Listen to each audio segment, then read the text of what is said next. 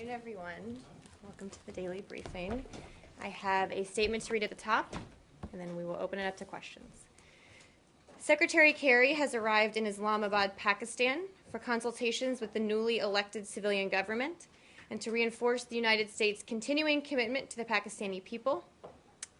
Secretary Kerry's discussions will focus on a wide range of topics, including promoting security, strengthening the Pakistani economy, and reinforcing people-to-people ties between the United States and Pakistan, in addition to regional topics of mutual interest.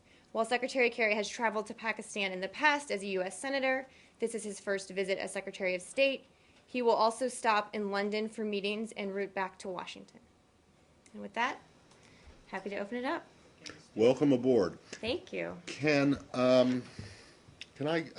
we start by me asking you, or to giving you the opportunity to comment on something that Jen did not want to comment on yesterday, which is the verdict in the Bradley Manning trial. Mm-hmm. Does the State Department have any reaction to this? Well, the process is still ongoing, as you know. I believe we're in the sentencing phase at this point. As we've been clear in this case and others, that leaking classified information is a serious crime. Clearly, we want the rule of law to be upheld. But beyond that, we're not going to have a further comment on this case at the present time. Sorry, does that mean when you say clearly you want the rule of law to be upheld, does that means that you, what does that mean exactly? It means that leaking classified information is a serious crime, and that we take allegations that has happened very seriously and want the rule of law to be upheld in cases where that's determined to have happened. Okay, and in this case it has determined to be. I'm not going to make any further comments specifically on this case at this time. As you know, the process is still ongoing. And by process still ongoing? I believe he's in the sentencing phase. I'd refer you to DOD for specifics about that, but I believe we're in the sentencing phase at this point. Okay, but you are aware that he has been convicted? I am aware of that, yes. And so after all of the stomping of feet and worrying and being upset about the fact that things were put at danger, all you want to say is that you just want the rule of law to be upheld? You can't say that you're gratified with the decision of the judge? I have no further comments on this case at this time. If that changes, we will definitely let you know. Does that comment, your no comment because it's still in process, apply to all cases that are still in this process? I wouldn't. Go ahead. Excuse me. So you wouldn't what? I wouldn't want to draw a comparison between this case and any other case. Okay. That's it for me. Great. To start. Next topic. Yes. On Pakistan. Yes. Secretary's travel to Pakistan. What would be on his agenda while he's there? How long he's going to be there? Is there any would he be addressing any town halls or public meetings? Can you give me more details? Give us more details. Well, I don't have a lot of additional. They just landed. So I don't have a lot of additional details as to his schedule or meetings that he'll be having. The traveling party will be providing those as those become available. He will, as I said, be meeting with the newly elected civilian government. He's been wanting to go to Pakistan for quite some time to discuss a wide range of issues, including energy and regional security and other issues as well. Would the talks with Taliban be important part of his talks? I don't want to get ahead of what might be a part of these discussions that haven't happened yet. We'll have more of a readout after they actually occur. But of course, regional security, the situation in Afghanistan is an important issue that I have no doubt will come up in some form. The civilian government has been there for a few months now. What is Secretary's views on the way the civilian government is working? Is he satisfied with them, the cooperation they are giving in the counter-terrorism operation, or does he want them to do more? What's his view? Well, I don't want to characterize it in any of those ways. He's looking forward to meeting in person with the civilian government there. As I said, he's been wanting to go for a while. So I think he'll have more of a readout of how he sees the relationship in the meetings after they conclude. And how long he will be there? I don't have exact timing yet. As we get travel firmed up, I will let you know. And finally, would he be meeting General Kayani while he's in Islamabad? I don't have any additional meetings or updates on schedule to announce at this point. Again, the traveling party will be announcing much of that, and I will update you as that becomes available as well. Thank you. Yes. On Cuba, there is a new regulations on the visas. One more thing. What's the We'll get there in a second, I promise. What's the purpose of his visit to London? At this point, we said he's stopping in London for meetings en route back to Washington. I don't have additional details on who those meetings are with or on what topics. As they become available, again, I'm happy to And provide if them. you can stay in the region, Ambassador Dobbins was in Afghanistan. Yesterday he met President Karzai. Do you have any readout for his meetings? Yes, I have a little more detail of his travel. I don't have an extensive readout, but let me tell you what I know about his travel. That Ambassador Dobbins is currently traveling to Afghanistan and Pakistan for meetings with Afghan President Hamid Karzai and other leaders. His discussions will include Afghanistan's coming economic and political transitions, including the 2014 elections, as well, of course, as reconciliation and other topics of regional interest. If I can get a further readout from his meetings, I'm happy to provide. So I believe now he's in Islamabad. I don't know exactly where he is in terms of location. I know he will be traveling to both Afghanistan and Pakistan, and And if will you be can- meeting up with the secretary there. And if you can later on, can give us some updates on the BSA talks. Is it resuming? Where the status is? I don't have anything new on that. As you know, informal discussions have been going on, but let me see if there's an update and get back to you. Thank you. Yes. Yeah, on Cuba there are new regulations for visas for Cubans. Yes, just give me 1 second. So effective tomorrow, I believe August 1st, the State Department is changing the maximum validity of visitor visas for family and other personal non-immigrant travel from 6 months, as it is currently, 6 months single entry to 5 years multiple entries for qualified Cuban nationals. Again, this goes into effect tomorrow. And what's the reason for this change? Well, this is part of our broader policy to increase people-to-people ties between Americans and Cubans, to increase communications with the Cuban people, to promote openness. The administration, the secretary certainly believes that these measures, in addition to others, increase this people-to-people flow that's really key to promoting civil society, to promoting democratization on the island. Yes. Has this anything to do with the migration talks with Cuba, or is it totally separate? The migration talks are a very structured, specific set of talks about a specific set of issues. To my knowledge, they aren't related, but if I get further detail, I'll let you know. Has this change been done just unilaterally, or has been dealt together with Cubans, to the Cuban government for those changes? I don't have more details on that issue. I'm happy to look into that question if there's more to provide to get back to you. But are you saying you don't know if this issue was raised during the migration talks? I do not know if it was. The migration talks, as you know, are deal with specific issues, logistical issues. I don't know if this specific change was discussed during the migration talks, but I'm happy to try and find out. Could you find out? Because even though this is not really migration, it is Correct. movement of people, which the broader sense of the word migrate does include. Correct. I will find out if it was discussed in the migration talks. I'm just not sure. Yes, Joe. Marie, do you have any more information on this woman, apparently a Chinese national with an expired visa, who is the suspect in splashing paint on monuments in D.C.? I do not have any information on that. I'm happy to look into that and provide you what I can.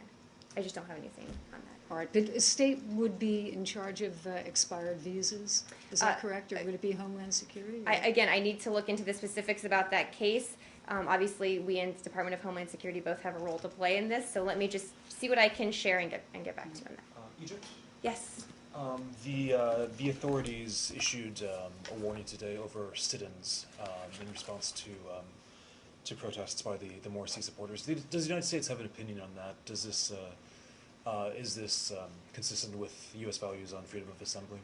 Well, we've continued to urge the interim government officials and security forces to respect the right of peaceful assembly. That obviously includes sit-ins. So we've made that point publicly and privately, and we'll continue to do so.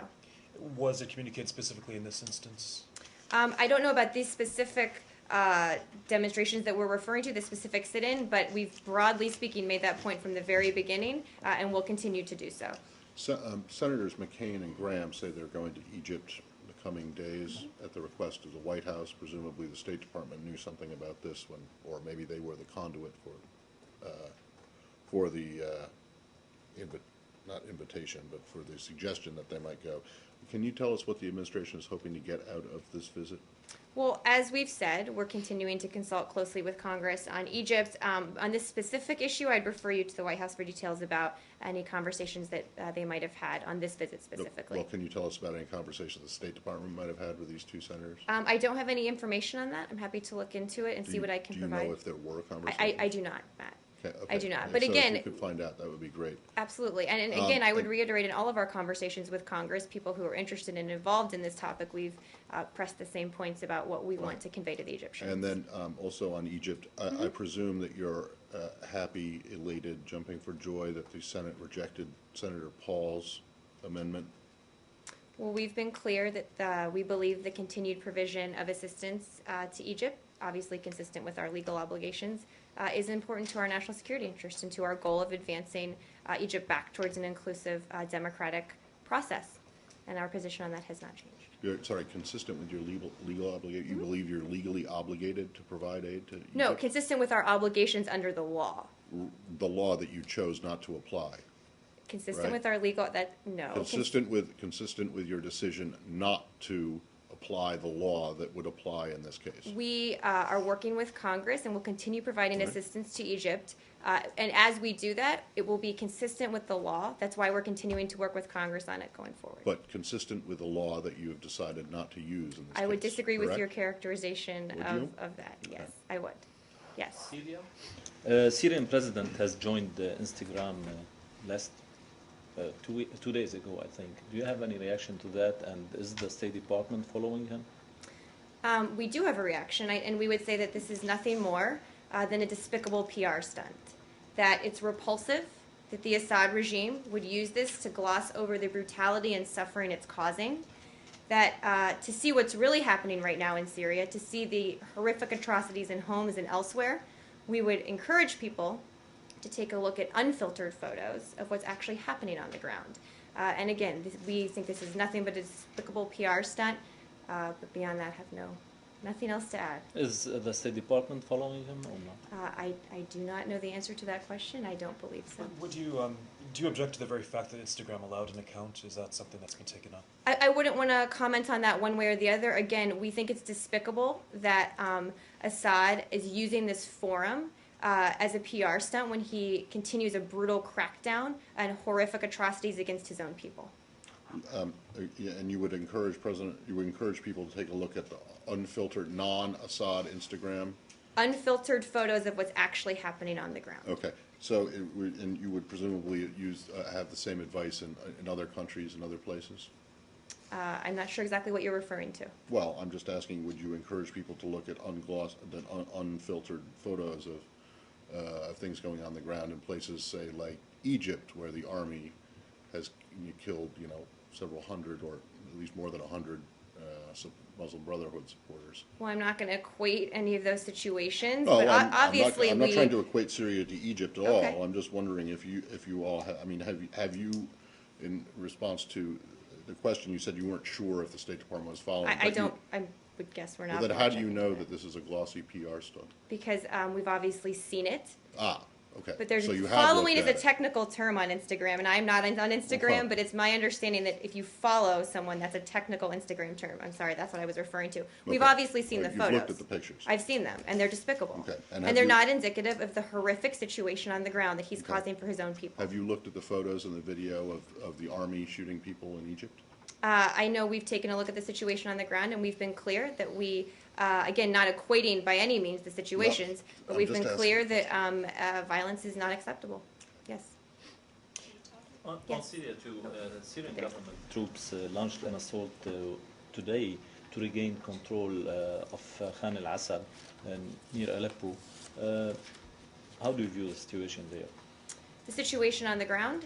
Well, Yes. obviously, it continues to be a very complex one, and day to day, we're going to see, gains by different sides. We've been clear that regardless of the daily situation on the ground, our goal is to support the opposition, to help it gain strength, and to change the situation on the ground so we can eventually move towards a political solution to this crisis. Any update on the aids that the U.S. is providing to the opposition? I don't have any updates for you on that. No, Any update about the northern Syria, the clashes in northern Syria? I don't have any update for you on that today. A technical question about this. Yes. I mean, I'm following this story since last week. Why the U.S. administration is avoiding to state the involvement of al-Nusra, the Al-Qaeda affiliated group, in the clashes in northern Syria? Well, I think Jen spoke to this. I don't have anything further to add than what she said last week. I think she was clear about the concern we have in the region, but beyond that, I don't have anything further. Have you- Yes, Matt. I don't, I mean, because every newspapers report, I mean, all the stories about the clashes in northern Syria are mentioning about the al-Nusra. But And again, we remain very concerned about the situation there. We remain concerned about the clashes and the violence, but beyond that, I don't have anything further to add. have you seen the comments made by Mr. Snowden's father thanking President Putin for protecting his son? I have not seen those comments. You're not aware of them at all? I am not. No, I have Well, not. let me seen them. make you aware of them Okay, right now. thank you, Matt. Can we stay this- with that, please? Yeah, I'm not done yet. Okay, sorry. I have a about feeling That's this is gonna. okay. Go ahead. So, Mr. Snowden's father thanked President Putin for protecting his son. What does the administration make of the fact that the father, a U.S. citizen, the father of a U.S. citizen, is thanking a leader that you've routinely criticized for human rights abuses for protecting his son? Well, I haven't seen those specific comments, and I wouldn't want to characterize a response to those one way or the other. I would reiterate what we've said repeatedly, that Mr. Snowden is not a human rights activist. He's not a dissident. He's been accused of leaking classified information, has been charged with 3 very serious felony counts, and should be, returned to the United States to face a free and fair trial as soon as possible. Go ahead. Yes. Can we stay On with Yeah, that? Snowden? yeah. Yes. I have a follow-up too after. Okay. Snowden. The article in the Post also says, among other things, that the U.S. government, the FBI to be precise, tried to ask Lon Snowden to fly to Moscow. It doesn't specify for what reasons, I assume, and it's only my assumption, to speak to his son and maybe to convince him to come back. I wanted to ask if you ran this idea with your Russian counterparts, at least as a goodwill gesture. That guys, we have these plans. We would like to give you a heads up on that. Would it be fine if we send Snowden Sr. to Sheremetyevo to meet Snowden Jr.? Or this was some kind of a semi-cloak and dagger stuff? Again, I haven't seen that specific report. I would say what we've said repeatedly, that we are working through law enforcement channels with the Russian government to make the point that Mr. Snowden is wanted on serious felony charges and needs to be returned to the United States. We've also made the point that we don't want this issue to have a hugely negative impact on our bilateral relationship. President Putin, I think, has said the same thing. So again, I'm not going to comment on that specific report other than to say that we'll continue working through law enforcement channels to discuss this with the May Russians. I ask you to specify if the U.S. government is still trying to arrange for Lon Snowden to travel to Moscow? Well, I don't believe that I actually confirmed that report because I haven't seen it, so I don't have anything additional for you on that. Can I Do you have just a ask Snowden more follow-up? broadly on this and the protection issue? Do you believe that anyone, President Putin or anyone else, let me start again. Do you believe that Mr. Snowden needs protection from President Putin or anyone else, for that matter? I wouldn't want to venture to make a comment on that one way or the other. Well, he has said that he fears persecution, not prosecution. He said, do you think that he is justified in fearing persecution at the hands of the judicial branch of this government? Of the United States government? Or of the Justice Department. Well, People who have charged him. we've made it Do you clear. think that do you think that his fears of persecution are grounded? Well, no, I think the Attorney General made clear in his letter last week that Mr. Snowden needs to be returned to the United States, that he would be treated to a free and fair trial. He would be able to make his case in a court of law as he is due under due process. So I would disagree with that characterization and again point to the clear comments the Attorney General made last week speaking to this. Sorry, you would disagree with which characterization? I'm just That asking he's you. going to be persecuted, Right. if he So you returns to would the say- United States. So you do not believe then, based on that comment, that he needs protection from anybody? We have been clear that if he is returned to the United States, which we believe is the only appropriate course of action, he will be afforded a free and fair trial where he can make his case. So you don't believe that he needs the protection of anybody? That's a broadly, I don't know exactly what you're referring to. It's a broadly sweeping statement. Again, we've made clear. It's really not. It is. Well, we've made clear there's one appropriate course of action, and that's being returned to the United States. and that when he is, he will face a free and fair trial as he's accorded under the law. So the only, I mean, the reason I ask is, I'm just, because his father, in his comment, Mr. Snowden's father, in his comment, seems to think that his son needs protection from the United States government. And what I'm asking you is whether or not you agree or disagree with that. I do not agree with that statement. Okay, thank you. Strongly disagree with that statement. Okay. Thank you for being clear. Thanks. Sorry. And I'm sorry if I misunderstood the question. No, Again, that's I what- think that was part of the purpose of the Attorney General sending a letter to the Russian government saying if he is returned to the United States, he will be afforded a free and fair trial, will not face the death penalty, and that's what should happen. And Are will you not be- satisfied and- with and the will not be response? tortured was the other thing. Correct. Yeah. Yes. And so he's, okay, instead he might just face the rest of his life in prison. Well, I don't know the exact year counts on the year challenges he faces in court, but he would be afforded a free and fair trial on the 3 felony counts he's been charged with. Yes. The Ministry of Justice sent a response to this letter from the AG. Are you satisfied with what the Russians told you? I haven't seen the response. You'd have to check in. I think if it was to the FBI with them, if I have anything to share with you on that, I'm happy to get back to you. New topic? Yes. One more, Of course. Russia. Yes, Russia. We've talked about this anti-gay propaganda law, and now the concern about the Olympics. Americans could be athletes or they could be fans who might participate in the Olympics is growing. And in Congress, Mr. Markey of Massachusetts apparently wrote a letter to the Russian ambassador expressing concerns about this. Is the State Department now actively talking about this with the Russians? Because State Department, of course, will be in charge of the security, at least for the Americans. Well, I think first we've made clear, and I will reiterate again, that we place great importance on the protection of human rights for all people, including lesbian, gay, bisexual, and transgender persons, and of course, for anyone attending or participating in the Olympics. We are calling on Russia to uphold its international commitments regarding freedom of assembly and association and freedom of expression now and in the future, also calling them, of course, to protect the human rights of all people attending or participating in the Olympic Games. I don't have any details on diplomatic discussions on the issue at this point to read out for you, but again, this is something we feel strongly about, and we can talk about more leading up to the Games. Yes. So Good question.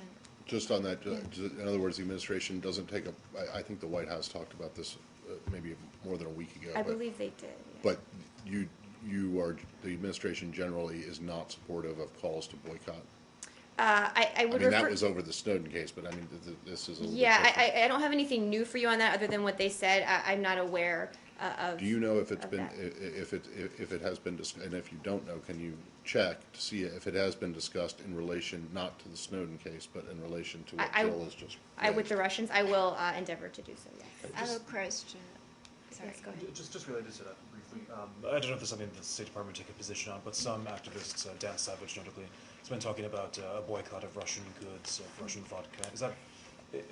Is that something that the United States sees as a productive?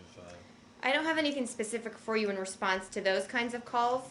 Again, we are calling on Russia to respect human rights. We place great importance on LGBT rights around the world, but I don't have a specific comment for you on those kinds of calls. I have Yes. a question of Japan. Yeah, as we know, the Japanese Deputy Prime Minister and Minister of Finance, Taro Aso, says Tokyo could learn from Nazi Germany when it comes to constitutional reform. Do you have any comments on that? I haven't seen those comments. I don't have anything for you on that. Yes, in the back.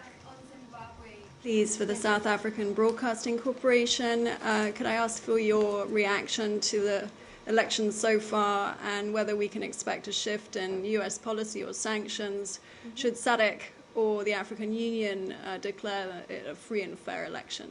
Yes, thank you for the question. As you know, elections are ongoing at this point. The polls are still open, I believe, if I have my time zones correct. So I don't want to get too far ahead of the process. We've been clear that the people of Zimbabwe, like people everywhere, deserve the right to elect their leaders through peaceful, transparent, and credible elections. Early reports from the U.S. Embassy Observation Team and other accredited observers, and also on social media, indicate that most polling stations opened on time. They are efficiently processing voters, and that they're operating in a peaceful environment. Again, I don't want to get too far ahead of the process because the polls are still open, but I think that's where we stand now, and we'll probably have more of an update for you tomorrow. Sorry, just to Yes. follow up, if signs are encouraging, then could we expect to see a shift in U.S. policy? Well, we've made clear to the government of Zimbabwe and the region that further reductions in our sanctions will only occur if this round of elections, these next elections, are credible, transparent, and reflect the will of the Zimbabwean people. So I'm not going to pass judgment on an ongoing election, but we've made clear what has to happen in order for a further reduction in sanctions. Just following up, it seems that there's not been much violence as far as the reports have gone. I mean, the conduct so far of the election, is there a characterization that you have of it so far, whether it's been stable and peaceful? Well, I wouldn't want to use those terms, but again, to go back to what I said, the early reports from the U.S. Embassy observation team and other observers in social media do indicate that most polling stations opened on time and that they're efficiently processing voters and that they are operating in a peaceful environment. So that's the situation on the ground as I know it, and again, we'll have more for you tomorrow, I'm sure. Sure. Different topic? Yes. Correct me if I'm wrong, but the U.S.-China human rights dialogue has taken place in Chengdu. Correct. I wondered if you had any readout on that. I don't yet. It is my understanding that it is concluded. I don't have a readout yet, but I'm going to get one, and I will get it to you as soon as I have it. Okay. And, yeah. One of the congressmen yesterday issued a statement saying that the U.S.-China human rights dialogue is a futile exercise because it's not yielding anything from the Chinese side. Do you agree with his assessment? Well, I don't have a readout of this dialogue yet. As you know, I believe it's a yearly dialogue. So I don't want to get ahead of the process of a readout that we'll do. But we obviously believe that we should talk with the Chinese government about a range of issues, including, of course, human rights, which we consistently raise with them. So we feel it's an important topic to continue discussing, and these are important fora in which to do it. And we'll have a further readout for you as soon as I can provide it. Different topic. Okay. No, go ahead. Colombia, the FARC, the American whom they're holding, Mr. Sutai. There was a statement by the FARC saying that there's a dispute with the Colombian government over the makeup of who would be the go-between. Does the United States have any update on the status of Mr. Sutai? I don't have any update for you on that today. I'm happy to look into it, though, and if I can provide one, get back to you. I just don't have one for you. Yes. On Libya, the violence is escalating in Benghazi. Explosions, assassinations, and jailbreak during last week. How do you evaluate the situation there, and to what extent are you concerned? Well, we're clearly very concerned by reports of violence this past weekend, including multiple assassinations, the escape of more than 1,000 prisoners, and attacks with explosives that targeted judicial buildings in Benghazi on Sunday and wounded dozens of Libyans. We condemn the use of violence in all of its forms and urge all sides to exercise restraint and restore calm. The Libyans fought very hard in their revolution to establish a democratic system in which their voices could be heard through peaceful means. This is always, was always going to be a process with ups and downs, clearly, but we will continue to make clear going forward that violence is not in the interest of the Libyan people and only counters the progress they have made and need to keep making in their democratic transition. Any cooperation with the Libyan government to fight extremists and terrorists? I don't have any details for you on that. Yes. On Afghanistan? Yes. The UNAMA today issued a report on civilian casualties, according to which first 6 months of this year, it has increased by 23%. Among the children, it has increased by 30%. How do you view this report, as given that it's now the Afghan forces which are mostly in lead in all the operations in the country? Well, I'd make a couple points. First, the U.S. and international military forces place the highest priority on protecting civilian populations and avoiding injury and loss of life among Afghan civilians. Our efforts, of course, to reduce civilian casualties stand in stark contrast to the tactics of the insurgents, who are waging a campaign against Afghan civilians. As the report shows, the vast majority, I think it's about 3/4 of all civilian casualties, are still caused by insurgents, despite urging from the UN to reduce civilian casualties. And IEDs remain the single largest killer of Afghan children, women, and men in this conflict. Again, these continued attacks show that the Taliban attacks show disregard for human life. And of course, we are concerned about that. In terms of the point you brought up of the Afghan forces, as the Afghan forces take over more responsibility, and take the fight to the Taliban, which they are increasingly doing. It's just because of a numbers issue inevitable that the numbers will probably rise because they're taking on so much more capability. I think it's over 80% of all security operations now. So again, I think that it's worth keeping that context in mind. On IEDs, the majority of them come from Pakistan. Is the U.S. satisfied with the steps which the Pakistan is taking on IEDs?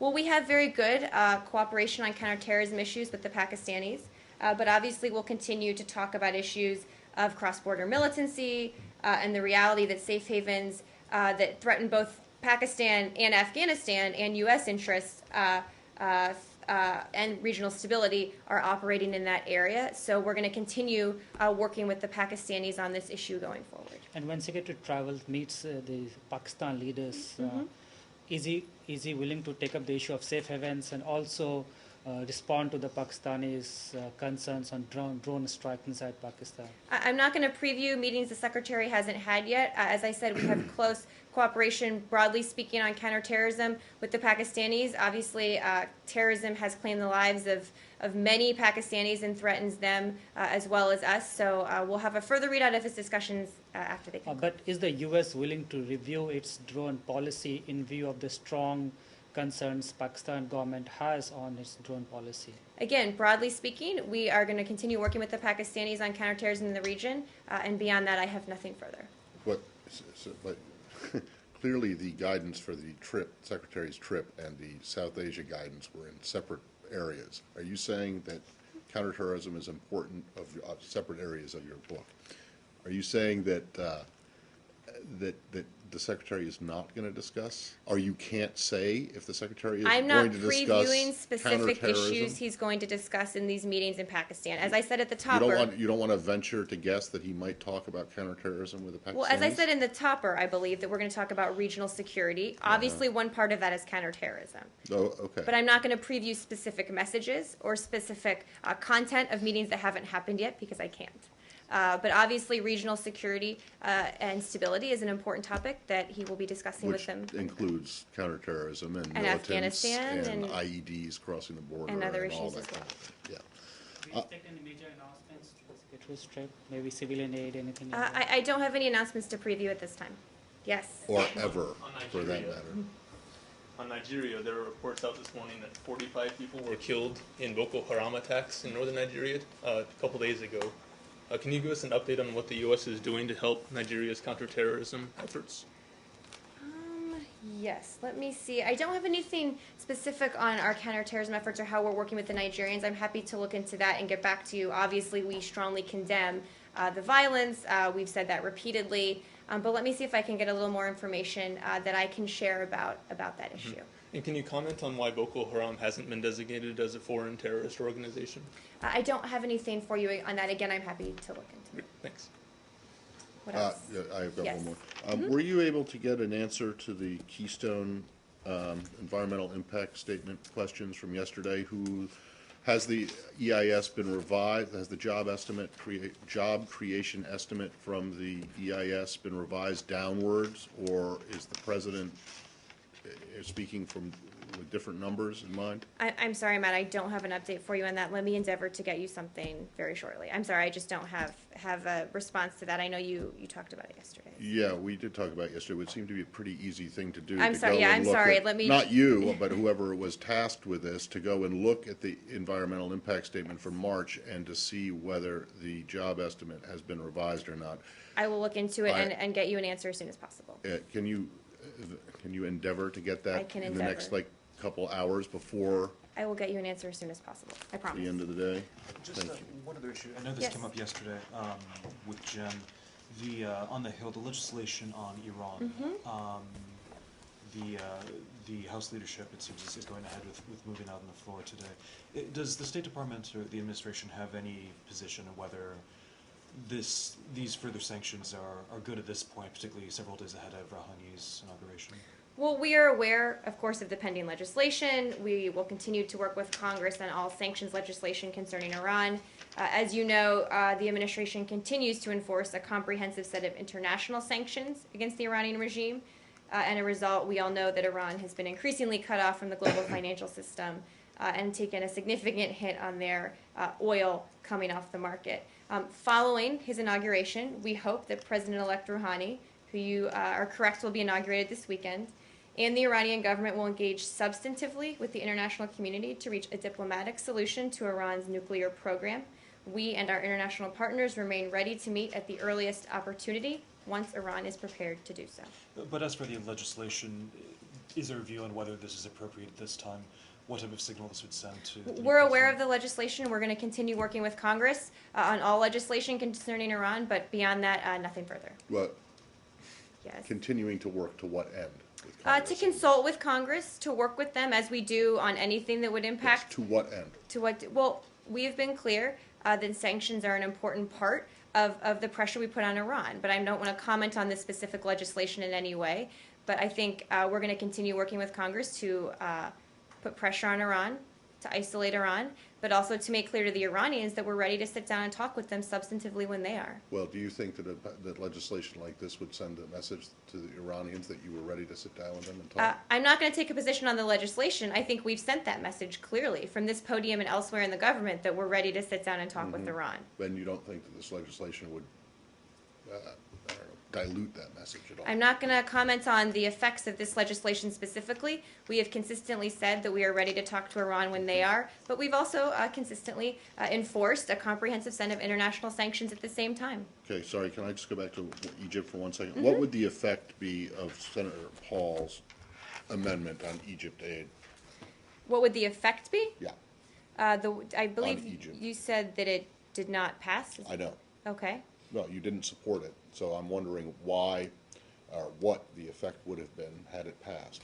Well, I'm not going to comment on a hypothetical. What We believe. was the reason that you opposed that legislation? Well, we believe that the continued provision of assistance to Egypt is in the U.S. national security interest. Do you believe that adding more sanctions to or adding more sanctions on Iran right now would be harmful or helpful to getting their new leadership back to the negotiating table once they? I'm not going to take a position one way or the other on any new sanctions on Iran at this point.